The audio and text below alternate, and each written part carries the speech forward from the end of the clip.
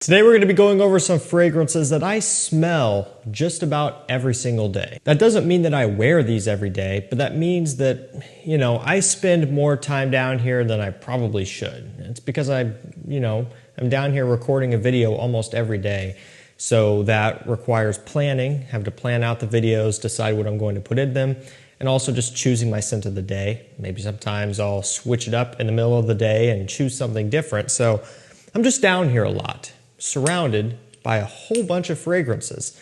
And a lot of times I just find myself kind of looking through everything and gravitating towards certain things and just pulling the cap off and just checking it out, and these are some of the ones that I tend to do that with the most. It's almost like I can't look at these without picking them up and smelling them just because they smell that good. And that also does eventually correlate to me wearing them quite a bit as well. If it's, in that particular season, like some of these are going to be more winter scents, which I wouldn't be wearing all the time right now, but I still do like to pick them up and smell them. Some of these will be more summer oriented, where in that case, that typically will translate to me ending up spraying them on and wearing them quite often as well. Now, this first one is John Varvatos Artisan Aqua. This is one of my favorites from the brand. It's one of the first ones that I ever bought, and I still remember I got it off of eBay. It was a little bit sketchy, that was back when I was very new, but it was just kind of ended up being the best deal,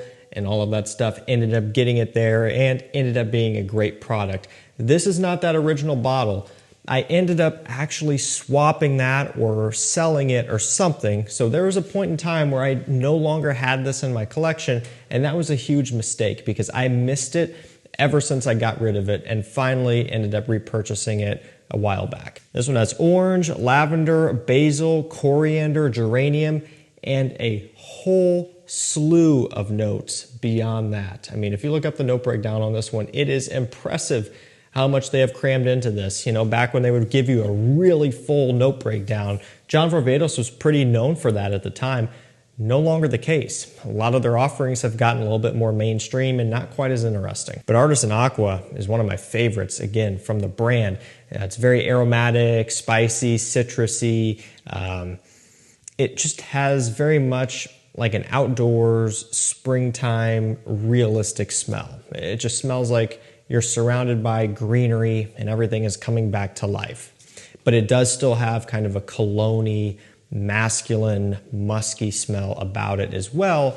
So that way it doesn't just smell like you rolled around in a bunch of leaves and bushes and stuff outside. It still does have kind of a cologne, sexy, musky, woody undertone to it. One of the things that plague these John Varvatos scents the most is their performance or lack thereof, and it's not horrendous, but it also isn't great, especially by today's standards. It's more of a 5 to 6 hour performer, which maybe is bad, maybe it's really bad, depending on what you would consider that to be.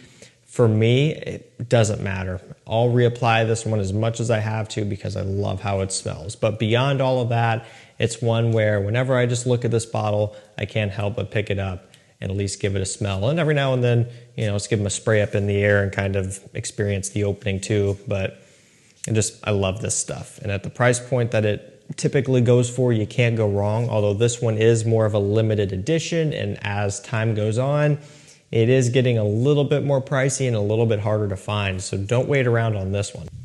Next up, we have the original CH Men, and also, to be fair, CH Men Privee, although I'm not going to include that one because it's, no longer able to be purchased, and that just kind of gets people's hopes up, because if I talk good about it and then you go try to find it and you can't get it, that's no fun. I would talk about discontinued fragrances so much more because I get comments, people asking me to, but the overwhelming consensus is that it's no good. So typically discontinued stuff I leave out of videos unless it's for a very specific reason. So yeah, CH Men Privee is often one that I'm picking up and smelling very often, but also the original, which is still in production, still very easy to get and very affordable. It's like 50 bucks. These days it looks different. It no longer has the red ribbon. They changed up the presentation slightly, but it's essentially the same thing in a nutshell. So I've got several bottles of this. I love it. It has grass, okay? It has sugar and it has some leather in here. It's a very unique, sweet, kind of somewhat ozonic green leather scent. It's just very, very unique, and it stands out among a ton of other leather scents and just compared to a lot of other designers in general. And it's also very different than CH Privee, which is a leather and whiskey scent. It's sweeter, more boozy, more of a nighttime scent.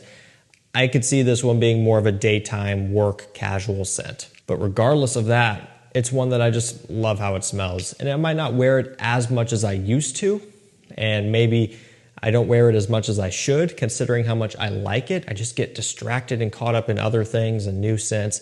But trust me, it is one that I'm picking up and smelling very often. Just this bottle has seen some use, and I've got others as well, but definitely one that I love to just enjoy the aroma of every now and then, even if it's just off the atomizer or up in the air. Next up, we have Guerlain L'Homme Ideal Platine Privee. So this is one that I always go back to, but before this was out, I was constantly going back and smelling cologne and cool. So it all started with the cologne version. They discontinued it. They brought out cool for like a very, very limited time, like I think a year or less than that. It was super hard to get. I had trouble getting my bottle of cool, and I think I ended up having to go to eBay for it. Discounters never really had that one in stock all that much. And then now that one's gone too, and they re-released this DNA into Platine Privee, which is a limited edition run, and we have it for the time being, but it won't be around forever. So I've been going back to this scent DNA for a while now. Back when the cologne version was really taking off, it was something I was wearing quite often and just really enjoying. And then obviously once it got to where it was discontinued and prices were going up, and it was getting harder to find, and I ended up getting just a 50 ml backup, so I don't have a ton of it. I tightened back quite a bit on how much I was wearing it and spraying it, but I was still going back, just pulling the cap off and smelling it quite often. And again, I still do that across the board, mostly with this one, but I'll revisit Cool and Cologne as well. And Cool is really nice because it does have more of a green, minty undertone that the others didn't. But I digress. This is a scent DNA that I just love. And it's so easy to get along with too. It's so wearable. I don't know, there's just something special about this stuff. It's very classy too. It's more of a gentleman's scent, and this in particular, this style here, it's just fresher. You know, you go over to the Eau de Parfum and the Extreme, the L'Intense, or even something like the new Parfum release. Those are quite a bit heavier. They're gonna be harder to pull off this time of year, but you could wear this one in summertime if you wanted to. So we're kind of having a similar deal with this next one here where, yeah, I go and I smell this one very often. I also wear it a ton, but before this was out, I was smelling, you know, what it used to be, and you'll see what I mean, but it's Acqua di Gio Parfum, which I wear a ton, and now when I wear this, I wear the Parfum instead of Profumo. But yeah, before this was out, I was going back and smelling Profumo almost on a daily basis. Not quite, okay, but almost. It sounds completely insane, but it's so, so true. I would just come down here, or at the old house, in that recording room too, whenever I'd be recording or getting a video ready or even choosing my scent of the day, I would always glance past Acqua di Gio Profumo, Acqua di Gio Parfum, and even if I didn't choose it for the day, I would still end up picking it up and smelling it. There's just something that connects with me so well when it comes to this scent. I don't know what it is, but it's been just in high rotation for me for a long time. And at this point in this time of year, it is one that I do gravitate towards a lot, and I do spray on quite often. But again, even when I'm not, I'm still pulling the cap and, you know, just smelling it. It just is really, really good. It's a marine scent with a little bit of a smokiness and kind of a mysterious edge. It's a great performer coming in at an actual parfum concentration, just like Profumo, one of the better performing marine scents out there. Great quality too, and the Parfum, they fix some of that grassy green kind of stringent opening smells that you get in Profumo, which was one of the main things people hated about that one sometimes. It's a little bit more subdued here. So actually, in one way or another, they kind of made some improvements with this re-release. Next up, we're gonna go with a very obvious one to me, and probably to a lot of you guys as well, but I figured I should still include it. And this ended up being my wedding scent of the day. You know, when I was thinking about that, it didn't take me long to decide on this. Actually, I was between this and Acqua di Gio Parfum. And I was like, all right, you know, I'll be a little bit more fancy here and I'll go with Aventus, but I could have gone either way, and I probably could have gotten away with layering them. I think that would actually work pretty well. But yeah, it's, of course, Creed Aventus. Did I introduce it yet? I don't know if I did, but yeah, Creed Aventus. My wedding scent of the day, which was last weekend, and just, you know, one that still I smell all the time. Every time I'm down here, just about, I'm picking up one of my bottles, whether it's this, whether it's some of my old 4-ounce 120 ml bottles, which are, you know, just older and more aged. And actually, for the scent of the day, my wedding, I layered this and Aventus Absolute. Just kind of did both of them just for good measure. So no matter what it is, whether it's Aventus or even some of the clones, I'm always smelling it at one point or another. If I'm not wearing it, I'm pulling the cap off of one of them and just kind of enjoying it that way, because I just can't get enough of this stuff. And I love the clones. The clones are great. They're a great way to save money, especially if you just don't want to or don't have the budget to spend on the actual bottle itself. It makes sense to go for the clones, but it also is hard to beat the richness and the depth that the real one does have. And yes, that has gone in a different direction over the years. Like this bottle here, probably not going to be able to see it, is a 2019. So even now, this one's starting to get old. I remember when this was brand new. Time flies. But as they go on, yes, the depth, the complexity, it's stuff, they almost water it down more. I get that, but still, it's hard to beat Aventus. I love this stuff. Let's go for some Iris.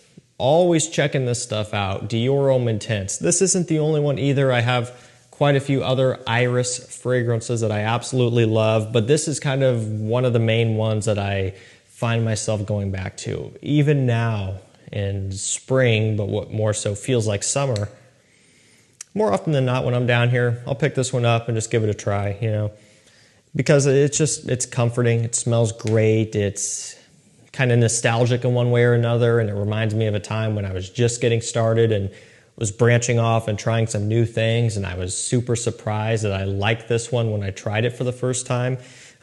So yeah, I don't know, it's just one that I really enjoy revisiting quite often. And like I said, at this point, I have a lot of other Iris fragrances that I love. Of course, Valentino Uomo Intense, Carolina Herrera Iris Empire, and things like that. And typically I'll be kind of working my way through those every now and then as well.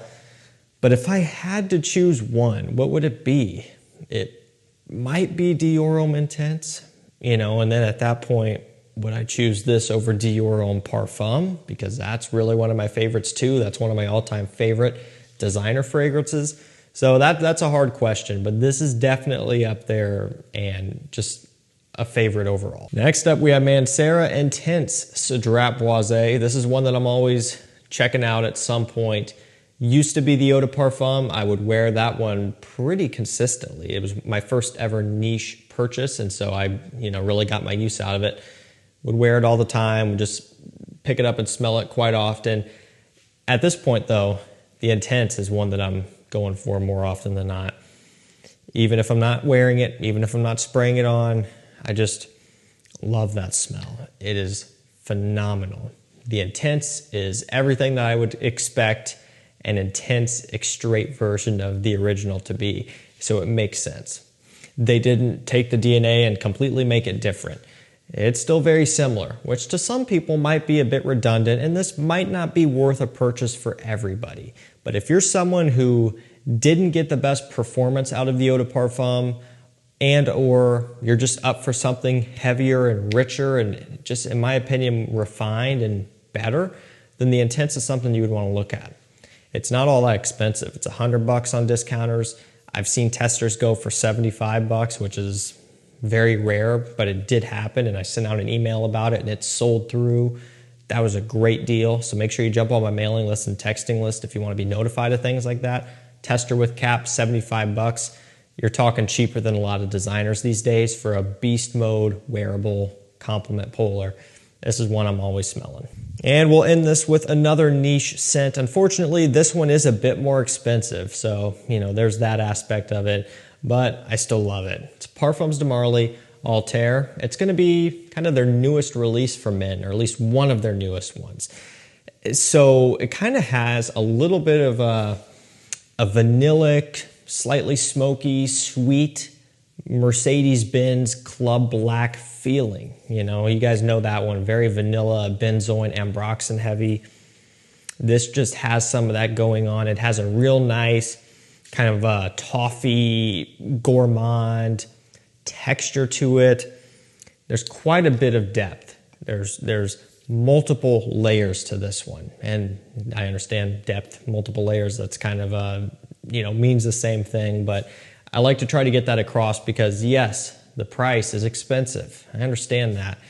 Not everybody wants to pay it. I don't know what the clone situation is on this one. I don't have any clones of it, but I'm sure they're out there.